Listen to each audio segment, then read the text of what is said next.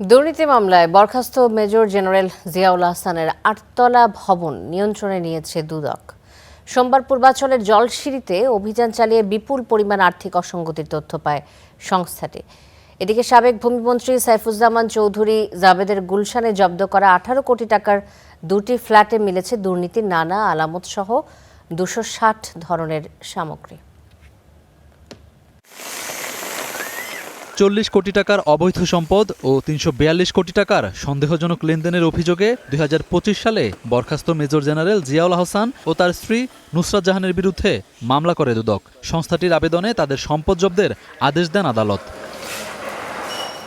জব্দের তালিকায় থাকা পূর্বাঞ্চল জলসিঁড়িতে ৮তলা ভবন নিয়ন্ত্রণে সোমবার সকাল থেকে কাজ শুরু করে দুদক, যেখানে আসবাবপত্র সহ আর্থিক লেনদেনের বিপুল পরিমাণ তথ্য মেলে। বিজ্ঞ আদালতের ৩ নং আদেশ মূলে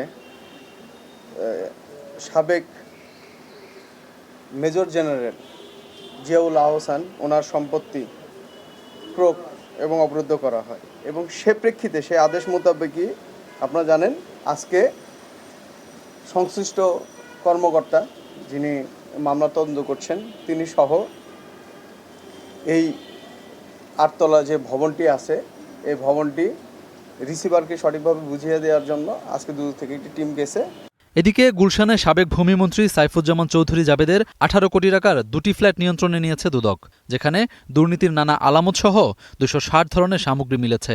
সাইফুজ্জামানের জাবেদের ওখানে দুটি ফ্ল্যাট ছিল, এখানে drawing room, bedroom, kitchen room, এগুলো থেকে প্রায় আমাদের যে লিস্ট এই অনুযায়ী প্রায় ২৬০ আইটেমের বেশি ওখানে ব্যবহার্য সামগ্রী পাওয়া গেছে।